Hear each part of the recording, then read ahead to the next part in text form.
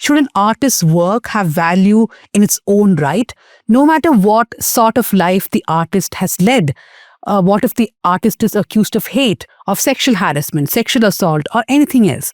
What if they've hurt others and it is publicly known? How should organizations react? How should journalists react? And how should the audience react? Now, the reason for discussing this today is that the CPM General Secretary, the freshly elected CPM General Secretary, M.A. Baby, recently watched a movie and told everybody that you should go watch it. It's a family entertainer. The movie is called Prince and Family, and it stars actor Dileep, Malayalam actor, who's of course accused for being a mastermind in a case where an actor was abducted and sexually assaulted in a moving car. So there are many questions which I personally would like to pose to General Secretary of the CPIM, M.A. Baby. First thing is that what is the necessity to endorse this movie at a time when that trial is at its end? We are now looking at the final arguments in the case. The trial can come to an end at any point. What is the point of making this endorsement now? Is that not sending a wrong signal? And the second thing is that this movie, Prince and Family, has got two actors. They are Bindu Panikkar and Siddiq. Now, it's very important to understand why it's problematic even further, because Bindu Panikkar and Siddiq are two important witnesses in this case, both of whom turned hostile. Bindu Panikkar, in fact, according to the prosecution in the case, had become hostile.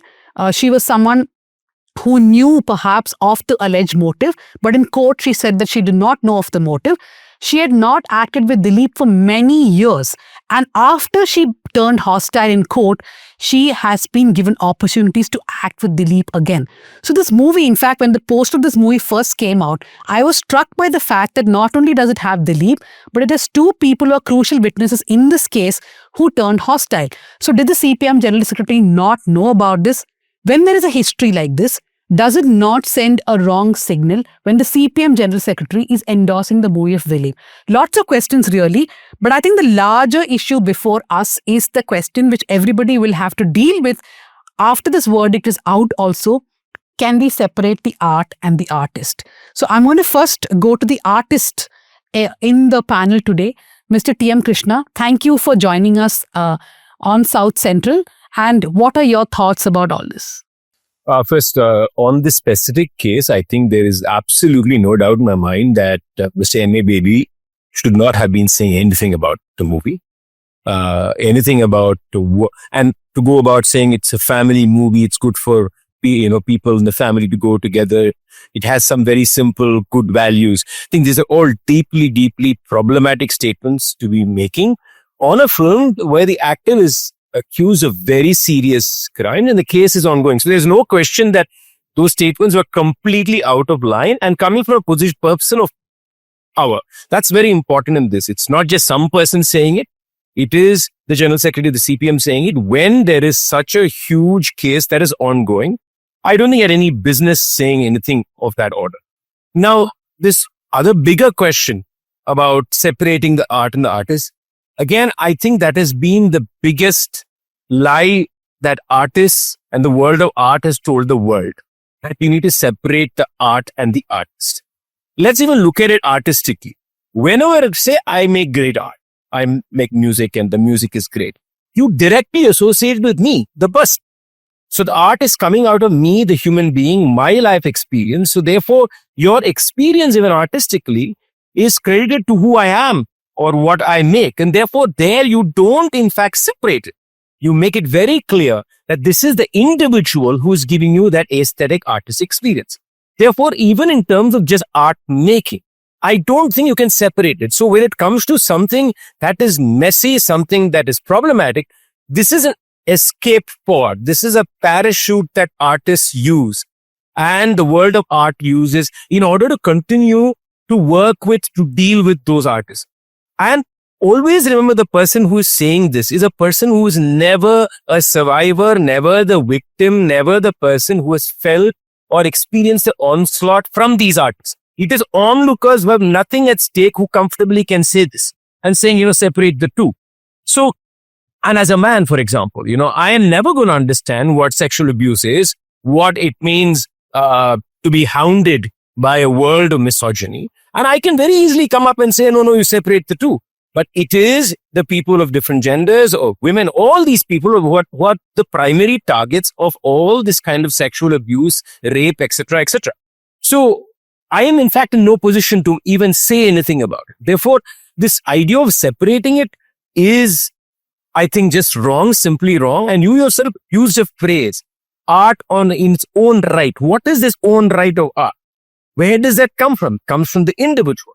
So the art is made by the individual, and separating the two is very disturbing sociologically. And what about the economic consequences? Every time you participate in the art making of an artist who is accused of serious misbehavior, crimes, etc., you are contributing to the economic well-being of that individual and also contributing to the power equations that the individual has.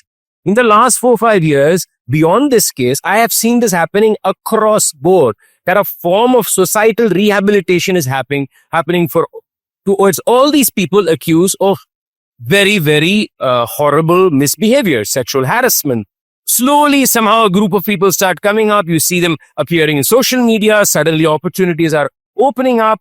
You suddenly, kind of a very slow way in which their presence is normalized, support is got. They start playing the political game by making sure that they're supporting the people in power, irrespective of the political party. So there's a systemic way in which these people are made to be just normal people. And whatever they've been accused of is slowly kind of pushed under the carpet or not discussed or ignored.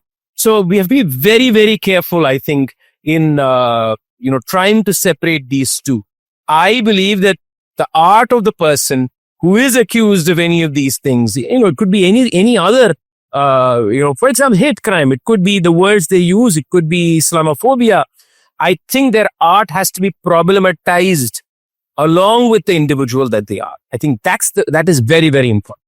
So, I understand where you're coming from, but I also feel that we have to segmentize this, right? One is how do people in power react to this? For example, an MA Baby in this case, or let's say a film association, or a director who's going to cast Dileep or anybody in a movie, or perhaps a Carnatic society which gives bookings for all artists during the Me Too movement. There were so many Carnatic artists, remember, who were accused of sexual harassment and abuse, but they continue to perform in sabhas. So I think there's responsibility on the sabhas or associations or organizations, one. And the second aspect is, how does the audience react to it, right? Should they separate the art and the artist? Because, for example, M.A. Baby's own justification was that the director of this movie is somebody called Binto Stephen, and this is his first movie. And he went to watch his movie. He's saying it was not to promote Dileep, but because it was the director's first movie. So then again, the debate starts, right, Anna, that a movie is not just one actor's. It is not just Dileep's. Binto Stephen is producing it, directing it, somebody's producing it. So then how do you punish the entire movie set for it? These are conversations which are ongoing now. It's actually not as complex as those who choose to patronize such artists will make it out to be. The fact remains that a film starring Dileep will be sold as a Dileep film.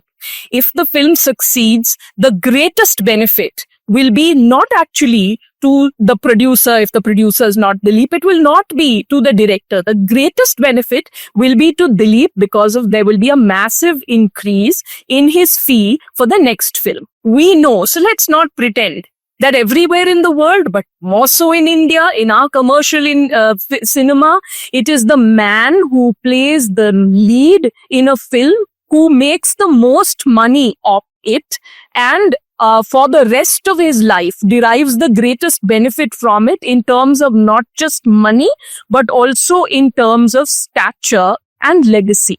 So let's not pretend that that is not the case. Second, I have a question for M.A. Baby. Is he a film critic? I can think of only one kind of individual in this world who has a compulsion to watch a Dileep film. And that's a film critic, because you might be professionally required to review the film because your organization asks you to do so. Having said that, I know that the more senior you get, the more freedom you get, and you could even as a film critic assert yourself and say, look, even reviewing this film is legitimizing this man. I'd like to make that choice. However, The only person for whom there is that question is the film critic. M.A. Baby is not a film critic. M.A. Baby is not a film journalist. M.A. Baby is not a politician like, let's say, Arvind Kejriwal, who at one stage used to routinely go and watch films. Not that I would excuse it if Kejriwal were to go and watch a Dileep film and start praising it. But M.A. Baby has no such excuses. So why was it necessary? Let us stop pretending and let us stop accepting his pretense that it was because he wanted to support a young man. Again, he says he went to support the director who is a young man. Did he have to speak publicly about it? Did he then have to write a long Facebook post endorsing the film and excusing himself? He has made all of these choices and he is choosing. Now, third, while of course M.A. Baby is more accountable than most people, I think generally speaking, the fact that Dileep has had so much success even after the allegations were made against him, even after the charge sheet, and even after we have seen public displays of his efforts to project himself as a family man, the PR that he has done, magazines, a woman's magazine putting him on the cover, even if after all of this, the audience has gone and repeatedly watched his film, the audience is also accountable. As a society, we are accountable. And as Krishna said very clearly, and I fully agree with him, this business of claiming that you separate the art from the artist is one that artists will raise only when it is convenient to them. Because if all art and all artists wanted us to always separate the art from the artist, why do they have self-referential art? Most recently, and Dhanya, we had discussed one of my articles recently, an investigation I had done into censorship. And there was a Bengali filmmaker who told me he made Kabuliwala with Mithun Chakravarti. And the director, Suman Ghosh, told me this very clearly, that he intentionally cast Mithun Chakravarti in that role because Mithun is a BJP man. And he wanted to cast Mithun in the role of a very positive Muslim figure to make a point to the public. Casting choices are making a point to the public a lot of the time. Casting directors and producers in their casting choices are very often blatantly telling us, openly telling us to not separate the art from the artist. So how is it when it suits their convenience, we must do so? And a third point, give me a break. If tomorrow Salman Khan were to do a film in which he produces, he writes and he directs, in which he plays the part of an activist who is opposed to domestic violence, are you telling me that as a film analyst and critic, I must separate the art from the artist when this is a man about whom not only have there been allegations, but one woman, Aishwarya Rai Bachchan, has come on the record to talk about emotional, verbal and physical abuse during their relationship? What kind of an idiotic film critic would I be if I am not going to give you the context of his personal life being also a part of an extension of what the film is saying? Because if a film producer and director decide that they want to cast him in such a role, they are also helping him with image building. There can be no other reason for it. So I fully disagree with those who say you must separate the art from the artist. There may be situations in which one wasn't aware in the past about the artist's background. That becomes complicated. What if you loved a film or a piece of music and later discovered that the artist's personal life was a complete contradiction to what they were saying in their art? That's where it becomes complicated. There is absolutely no complication in the matter of Dileep, and M.A. Baby deserves no excuse. I agree. I just want to also point out that I am amused that Anna thinks that Salman Khan's movies are art in any form, but and that's a different conversation. But let's not, like everybody pointed out, this is whitewashing of Dileep. It's not an off-the-cuff remark. It is not endorsing anybody else. Here, you ask the question of what happens because it's a it's a team, right? A movie, as opposed to, let's say, a painting or a song, is a team effort. So should others be punished? I think that's what you were trying to get to. In this case, I don't know when the production of this movie started. But if you know of what he's been accused of, if you've been following the conversation, as I assume most of them have been, and you choose to be a part of that project, then yes, you too should be penalized for, whatever Dileep has or has not done. So I think, yes, all these excuses people make, but what is the expiry date on someone's crime? In this case, of course, it's a far harsher crime that we're talking about. But in some other case, say a racist comment, till what time can we hold it against them? Since we're talking about movies, I can never watch a Paresh Rawal movie, though he's a brilliant actor, or an Anupam Kher movie, without all the things that they've been saying, the Islamophobia, the hate speeches that they've made, running at the back of my head. I don't care who the main lead of that movie is. For me, it is something that impacts my viewing experience. The reason is because as the audience, the way I relate to art is also very emotional, right? It's not science, it's not maths. Art is autobiographical. So your trauma, your lived experience, your ideology, everything impacts what you do. So for me, I cannot separate the two. Yes, if I didn't know before, of course, then what you do about it. J.K. Rowling, for example. A lot of my childhood fond memories are attached with Harry Potter, right? We used to all look forward to the next Harry Potter book. But now I cringe every time I think about it. It is something that I'm conflicted about. But yeah, so I just want to take off from this J.K. Rowling. I'm a unapologetic Harry Potter fan. But now, welcome to the club. I am not very sure whether I should tell children around me to read Harry Potter, because I like the books for what they are. But I'm also conflicted whether, so for example, my son, when I tell him Vedant, read a book, he now makes fun of me back saying, shall I become like J.K. Rowling then? Because he knows what she's in the news for. So that's his way of getting back to me, saying, don't tell me to read books because the author could be like this. So I'm a little conflicted. I just want to bring in Leena also. Leena, the other conversation here is, okay, let's say we are talking all this about Dileep, but the judgment is going to come soon. And for any crime, right? If you're looking at the system of justice and courts, let's say he gets acquitted, then what happens? Dhanya, before I get to that question, this whole question of how long should we penalize a person, our history is replete with incidents like this.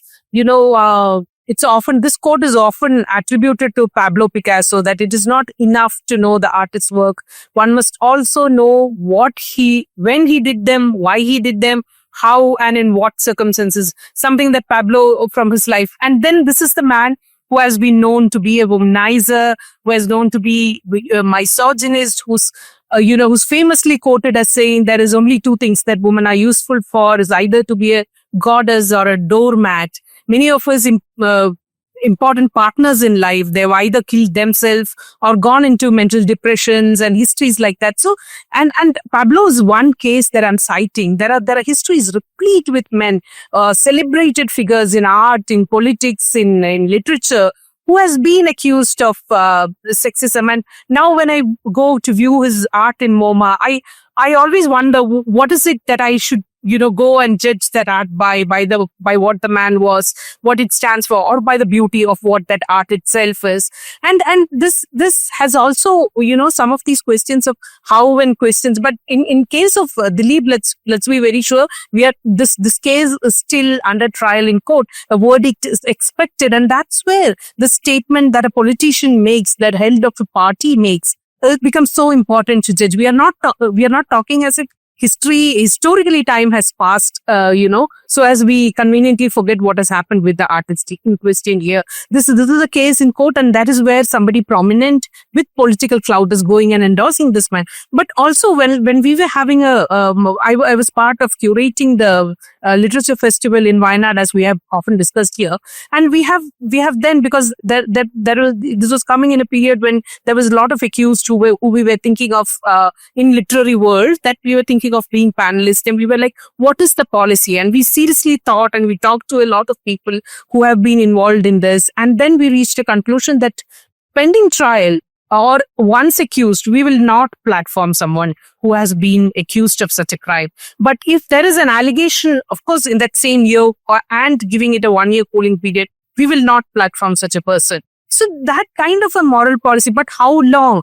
Once somebody has been accused, it has not gone into a court of law. Now, every person who accused someone need not go and seek justice from a court of law. It's up to the survivor to decide what form of justice that person wants to seek. If the only justice that person wants to seek is to name that person who have harassed them and let that information out into the public world for anybody who's coming and working with that artist tomorrow to know, then that freedom should be left to the survivor. And if the survivor doesn't want to take it to a court of law, then she's open to it. And as a policy, as a festival curator or somebody who looks at harassment cases here, what I would say is that then we'd either wait for some credible longer process to come into court of justice, and we'll give it a 1-year cooling period to know what kind of harassment cases or what is being in the public opinion place. But beyond that, we will not be able to forever cast an artist aside because at one point of time somebody raised an accusation. So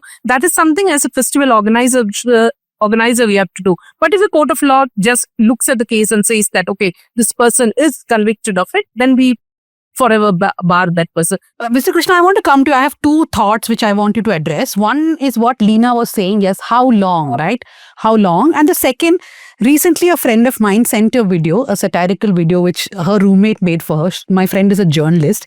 So this video is where the roommate is saying that, oh, I'm going to watch a movie. So the journalist friend says, don't you know this actor is accused of something? She's like, oh, okay, fine. Then I'll watch his OTT series. So the friend says, don't you know the director is accused of something? Then she says, oh, okay, fine. I'll go for this play. Don't you know the producer is accused of something? And finally, this roommate says, okay, I will maybe look at Picasso's paintings. And she's like, don't you know problematic, which was there in Brooklyn Museum, showed how Picasso's paintings are also problematic, and so is life. So the onus on the audience, right? Sometimes I feel it's too overwhelming for them. So two things. One is how long, and second is that onus on the audience. So I want to address the second part first, because you also spoke about that when you responded to this idea, what do I do with J.K. Rowling, for example, right? And I think that in a way that you did hint on the problem is that you are struggling with it, that you are grappling with it. I think that's what we expect out of the audience. We expect the audience to struggle with the problem, to say, what do I do? I mean, you have read J.K. Rowling. I'm not saying the audience should come out and say, it's clear to me. It is not clear. Let's be very clear. It is complicated. I'm not very clear in my head what I do, but the fact that you're willing to struggle and grapple with it is a recognition that there is a problem in the individual and the art making of the individual. This is the basic expectation we can have of society.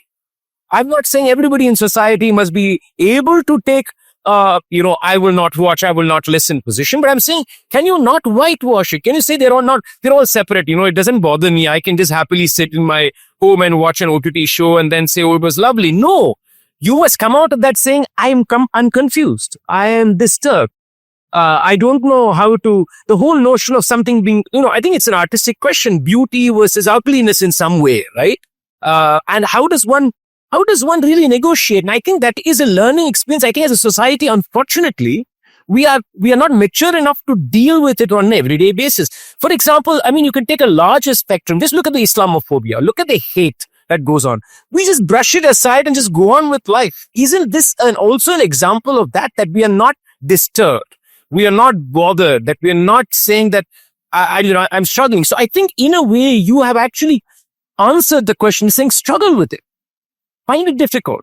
Maybe you will make the wrong choice. Maybe you will buy the ticket for a film one day. I'm not going to hold that against you, but can you come out of the film and tell me, you know what, it's problematic. I don't know. I don't feel comfortable buying a ticket again. That's the conversation. We want a robust societal conversation where we may not agree. We may not have the right way to go about it. But to avoid that is very, very disturbing. And it actually connects to another statement that you hear very often in the art world, art for art's sake. This is actually very connected to that. The idea that art is floating somewhere in middle of air, and it is some outer body ethereal experience that should not be connected with the temporal and with the everyday, muddiness of life. And even if it displays muddiness, that is just a pull. Suspend reality, right? Or disbelief. So this goes, so art's sake, what is art's sake? art is an abstraction of life. So you cannot remove it from life. If it is not connected to life, it's not art. In fact, art is a pathway for you to understand these complexities of human beings with greater clarity. And if art has not allowed you to do that, then you have to challenge art. Why don't we challenge art? Art has to be challenged. Artists making art have to be challenged. You don't accept it because it's pretty or because it suits you. You just cannot do that. So I think it goes to this whole thing. You know, I remember speaking to a politician some time ago, and when I was speaking about, you know, sexual harassment and sexual abuse, she said, you know what, unfortunately, politicians just don't understand it. It's true of, I think, Indian society. We still don't understand what harassment is, what harassment is in language, in gesture, in sight, let alone moving it to physical spaces or worse things. Just a quick point. I was talking to somebody and the person came up with what happens in the case of people who have died, who lived, Picasso, Charlie Chaplin, for example. And the person's argument was that he brought so much joy through his art. But there are accusations that he was sadistic, he harassed young women, including teenagers. But you have to look at these things in the cultural context. You know, there might not have been so much stigma. He might not have known it's wrong. I just want to say, I think that's complete.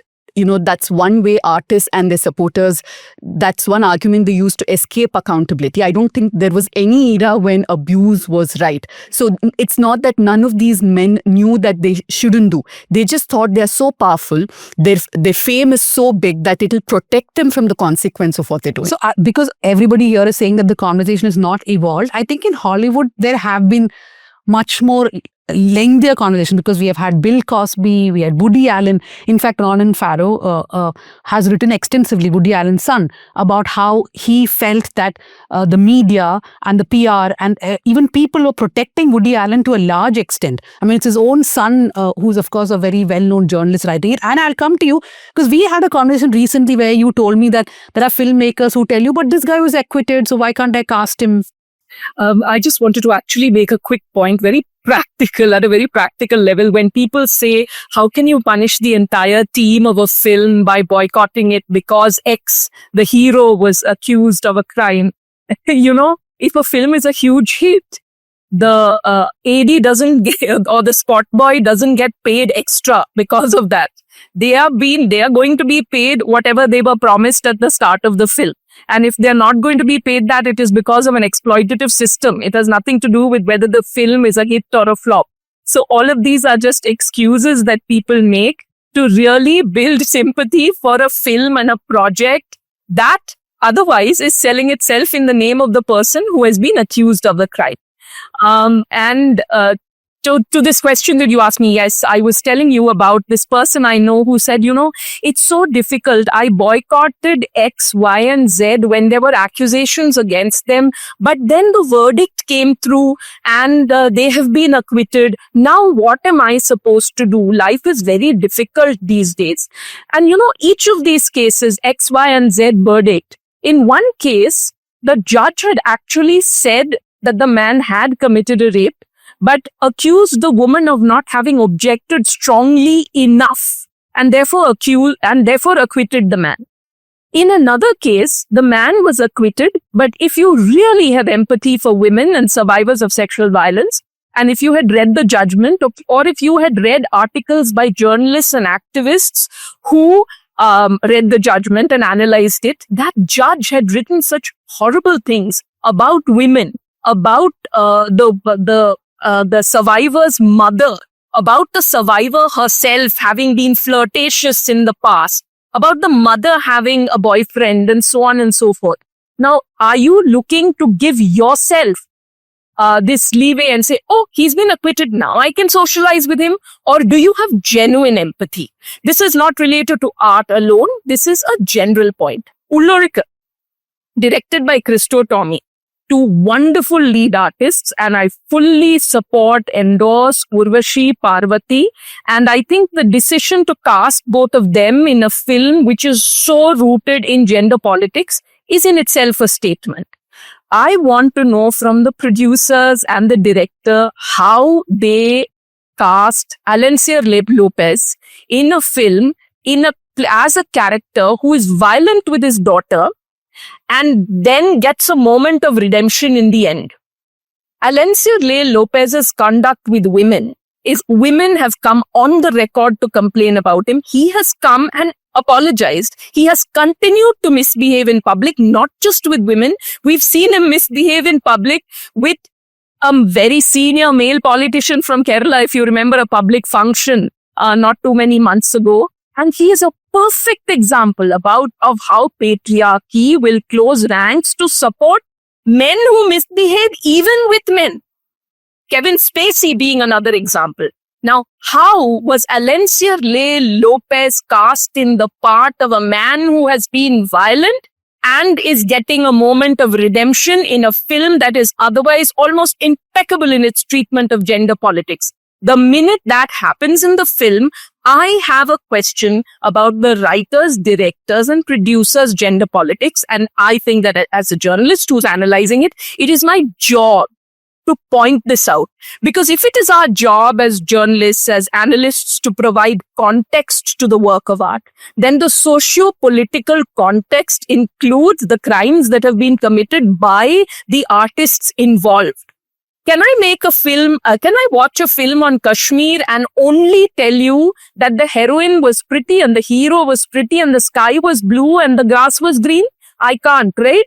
Because even if it is a seemingly mindless film, the decision to set a film in Kashmir is a political choice. So if it is my duty as an analyst to give you that context, then how can I, as a journalist and a reviewer or a member of the audience, be asked that I have to separate the art from the artist? Of course, there are complex situations like Krishna and you, Dhanya, have pointed out. Of course, there are complex situations that I myself grapple with. I didn't know, for instance, that Sean Connery is an obnoxious human being who has publicly stated that it is okay to beat up women, and in fact that women need to be beaten up occasionally. And I didn't know this till after he passed away. All right. So how do I deal with that is a big struggle. But in some cases, and we must come back to Mr. M.A. Baby, who deserves no excuses and who must be held accountable and who must be shamed. In the case of Dileep, there is no complication, no complexity. And anyone who claims that there is really trying to give themselves absolution.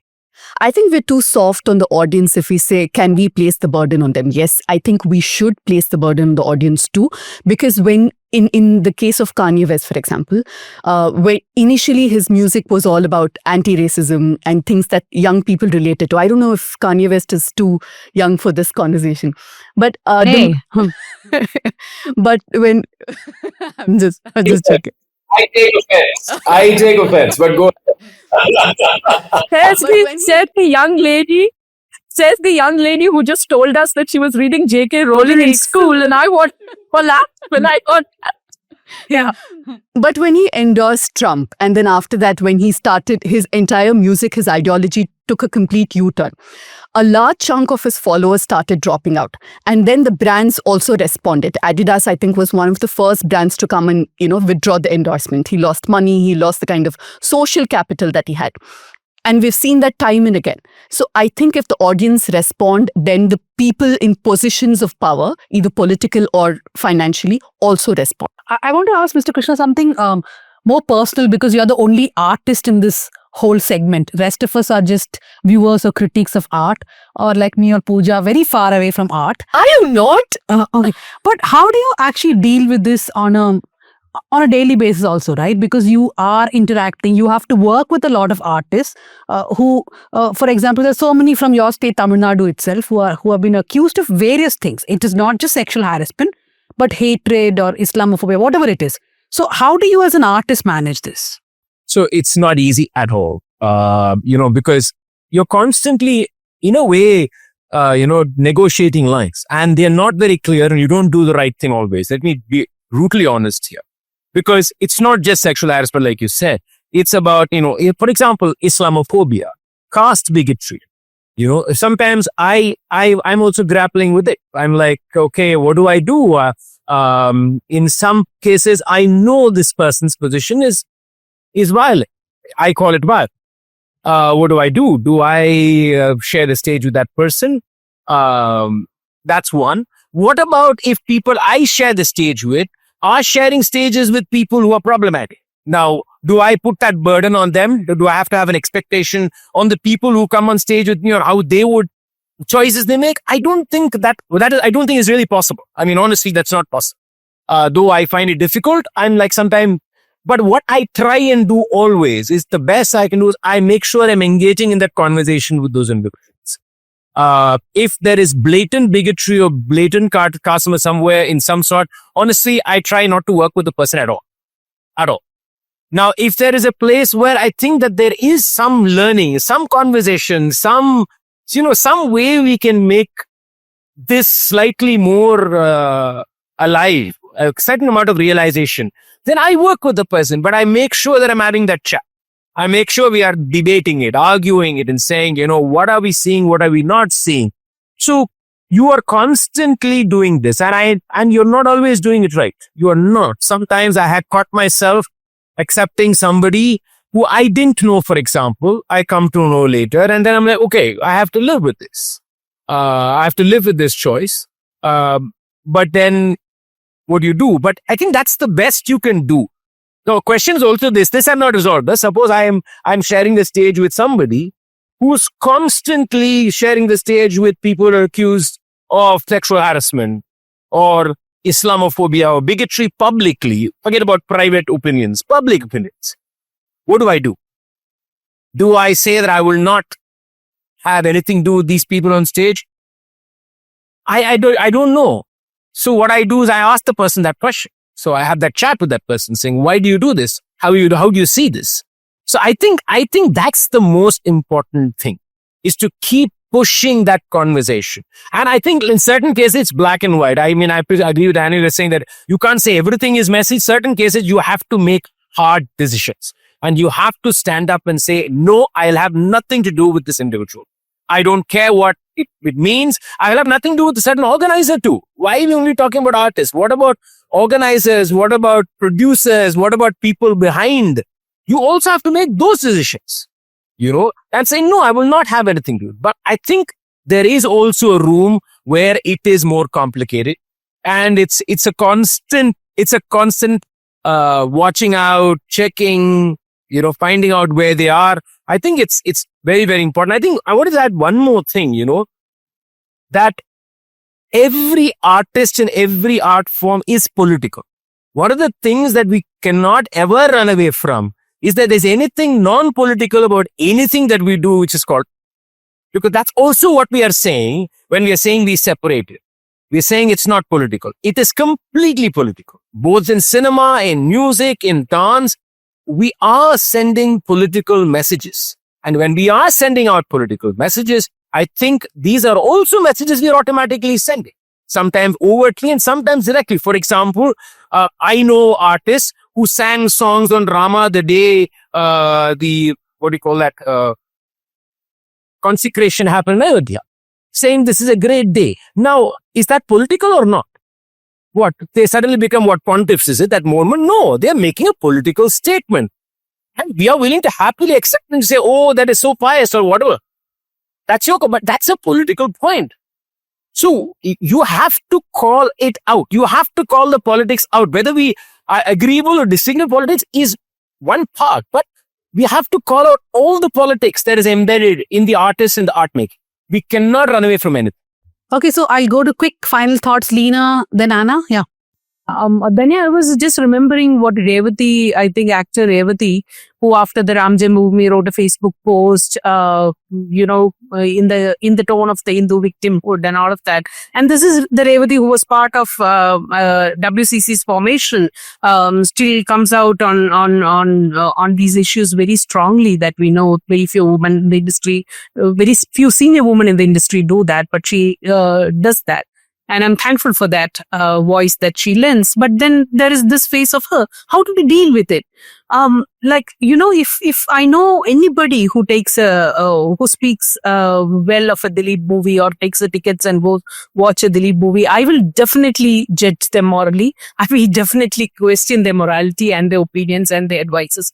But if someone I know goes out and buys a Harry Potter book, I cannot for the life of me question that person's choice, because that book is so part of my formative years of, even today when I speak of how good and evil, good and bad, and the fight of evil and how to win over it, I will use Harry Potter examples, because that literature and that language is so important to me in so many ways. And I don't know how to condemn that book, but condemn the author all the time for all the kind of vicious stance that she's taking today.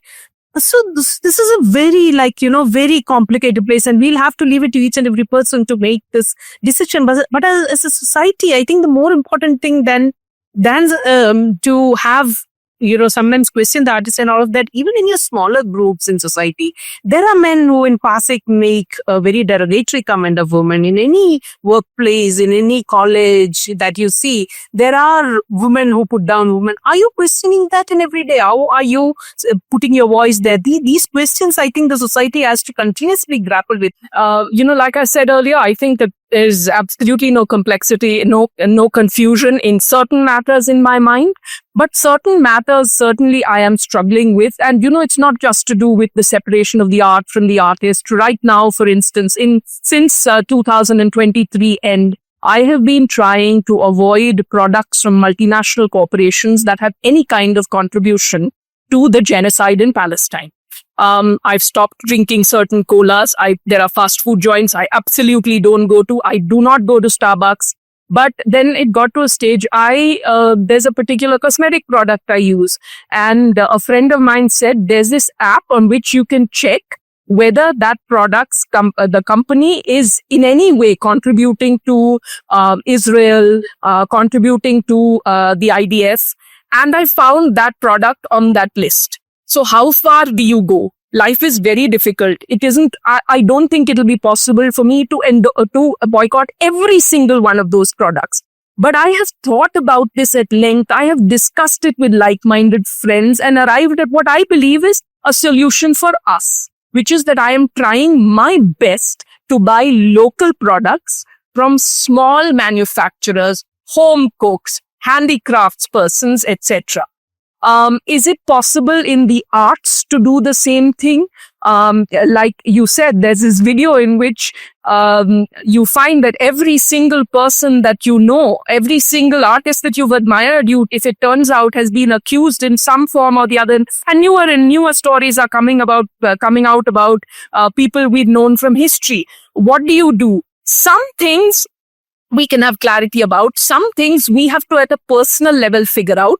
But the fact that it bothers me, I think is important.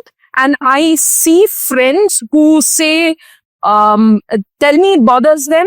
And I think they're like-minded people who are on the same plane as I am. Whereas when someone tells me, oh, come on, you're being so anal about this. What is you buying one cola drink going to make a difference to the genocide?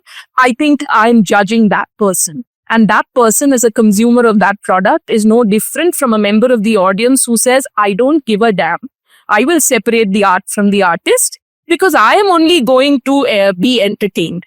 Because to answer one of the questions that was raised on this show, how long do you punish a person for a crime that they have committed? Maybe they were convicted, maybe they never were, but if the woman had given a very credible testimony and chose not to go to court, chose not to file a police complaint, how long do you punish the artist?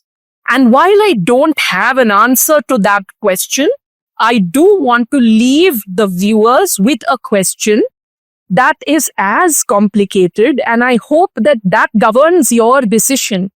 How long is the woman punished for the crime that was committed to her? I remember the very first man who touched me inappropriately when I was a little girl of probably 4 or 5 years old. I remember the first man who flashed me publicly on a street in Delhi. And I think I might have been 7 or 8 years old. I remember, this doesn't mean that every single moment of my life I am thinking about them, but the fact that I remember means it is trauma. And the graver the crime, the more the trauma that the woman deals with. So when I say how long is the woman punished, I don't mean just how long is society ostracizing and stigmatizing her, but do you realize that when he commits that crime, he is leaving her with a lifetime of trauma? Why are you so invested in the question of how long we punished a man and not invested in the question of how long a woman suffers when she is the survivor of such a crime? So I would urge the audience to think about this question. And to all of us in this room, I think that this is not just about separating art from artist, but I think as journalists also, we are grappling with the question of, do you separate the journalism from the journalist? I have grown up reading some journalists who have written beautifully about gender and against patriarchy. And then I met them as a professional journalist and discovered that they're sexual predators. Should I, when I make a list of the greatest journalists of all time in India, put their names on those lists? If I am asked to profile them, should I not give the context of the crimes they've committed or the misconduct that women have faced from them?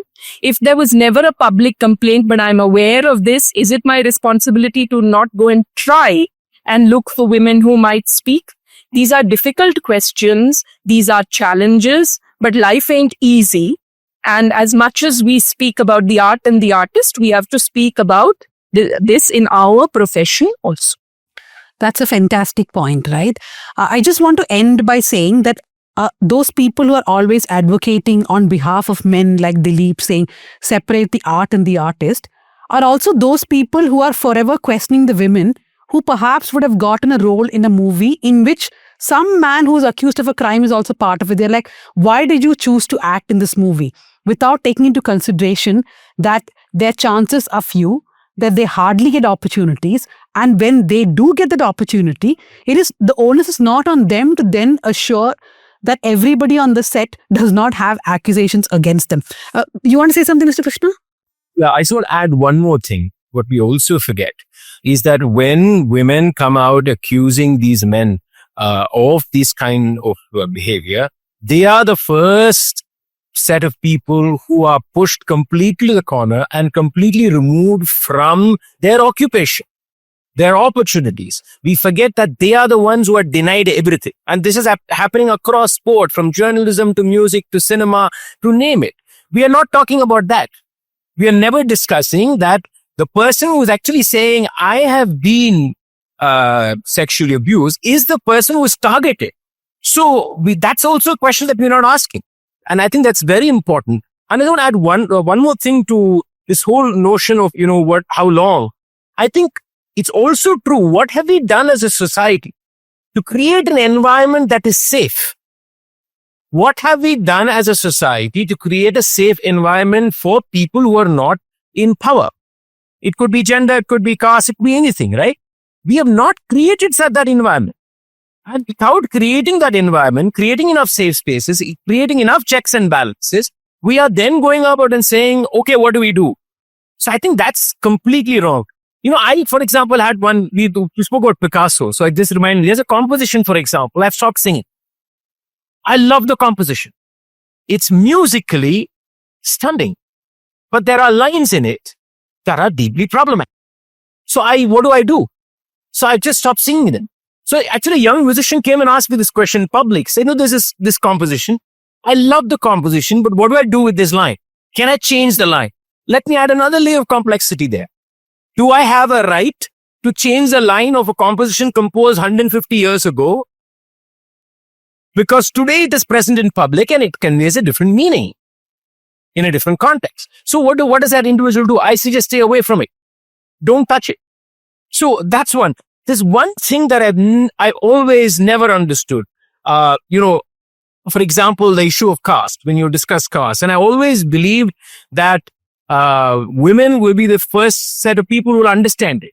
Because men practically face no kind of discrimination in life, if you take economy out of it. I've always felt that they're the first ones who will figure it out, how discrimination can be in sight, can be in word, can be in action, can be in everything, right? And I've met Savarna women in like so many numbers, and they just don't get it. They just don't seem to see. And I'm like, how can you not get it? With you. So why I'm saying this is there's another thing that is happening today is that you are willing to be sensitive to one kind of abuse or discrimination, but you're completely willing to ignore the existence of others. It's not just a question of interconnectedness. It is a willful act. That's what I want to say. It is not like these people do not know. It's willfully done. And I'm saying that also is a deep problem. Because the moment you're willing to say, I only recognize this because I resonate with it, or, I participate in that community, I'm not willing to address the rest, you are actually creating a bigger problem and not seeing the fact that this entire culture of misogyny, of casteism, of racism, of power is overflowing from area to area, from societal structures to another. So I think that is something we have to see as a whole together on our attitude towards oppression, towards power, towards, the way people are honestly made speechless. They can't say anything, right? I think that's very important. And I think finally, the one thing we cannot accept is denying that it has happened. I think that's the worst. To say, no, it's not happening at all. I think that can definitely not happen. Okay, so I think this will be the longest South Central ever. And I hope that the audiences do stay back to listen. We'll quickly go to the recommendations. Everybody, this has to be very quick recommendations. No explaining it. Can I go? Yes. Samskara.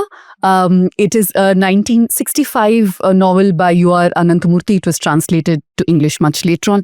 It's a great time to read Banu Mushtaq, etc., etc. So yeah, that was quick. Anna, quick. Andamal, the Tamil film, which I recently watched. And now that I have, I'm going to look for the Perumal Murugan story on which it is based. And reco number 2, because I'm currently studying Malayalam, my syllabus just covered Safalami Yatra, which is a poem by N.N. Kakkad, who I have only discovered through my studies. It's extremely poignant. It is about a person confronting his mortality. So if you can find an English translation, you're a non-Malayalam speaker, please do. Otherwise, if you're a Malayali and you can read the language, very moving. So this is a bit like carrying coal to Newcastle, as I have two hosts sitting in Bangalore. But the book Heart Lamp by Banu Mushtaq totally grabbed my heart. And it's a very difficult book to make it straight into my heart because so much of acclaim, etc. So, that's like, so Heart Lamp's lovely. And then I recommend a film on Amazon, which I saw 2 days ago. It's an old film. It's a year old. It's Seeds of the Sacred Fig. It's an Iranian film. And it kind of just speaks very eloquently of the personal and the political being one. So that's lovely. It's a bit thrilling as well. So that's nice. And and there's another wonderful book. I don't know if you all are economic enthusiasts, but that's my final recommendation. It's called Apostles of Development. It's by a scholar called David Engerman. It's a thick book and it maps half a dozen economists who went to study at Cambridge, who are from South Asia. That's Lal Jayawardene, Rahman Sobhan, Amartya Sen, Manmohan Singh, and Jagdish Bhagwati, and Mehbubul Haq from Pakistan. And it argues that they changed the entire debate around economics, and they actually pushed much more of economics than the first world would like to acknowledge. So that's like, it's a great thing. There are people, there's economic theory, and there is global politics. So that's my recommendation. Apostles of Development by David Eggman. Leena?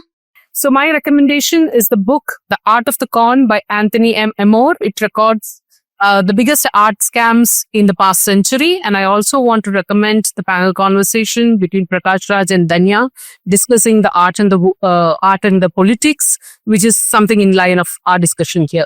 I did come prepared with recommendations, so I'm just going out of memory. I would recommend Aruna Roy's memoir called The Personal is Political. Because I think it grapples with a lot of issues that we are discussing today in different ways. And also, what does activism mean for a person from privilege? What does it mean to be a woman in the world of politics and activism and in the intersection of all that? So I would like to recommend Aruna Roy's memoir, The Personal is Political. I have 2 quick recommendations. One is a Palestinian author. His name is Raja Shehade, and I don't know if I'm pronouncing it correctly. It's a small book called Language of War and Language of Peace. It's a collection of 2 of his presentations in university, which talks about how the language itself, how you talk about insurgents, or how you talk about terrorists, how you talk about refugees, the words itself have changed over the years, and that reflects who's the oppressor and who's the oppressed. My second recommendation is a small one. This is Ronan Farrow's article in The Hollywood Reporter, where he writes, My Father Woody Allen and the Danger of Questions Unasked. So it's a son writing about separating the art and the artist, and I think everybody should read. Thank you very much, TM Krishna, Anna Vetticad, Leena Reghunath, Pooja Prasanna. Thank you to the producer of South Central, Bhuvan Malik. Thank you to production assistant Ajay R. Thank you to our editor Jasim Ali, the years of the show Maria Teresa Raju, and our social media head Yana Choksky. Remember, a new episode drops every Friday, and write to us at southcentral@thenewsminute.com.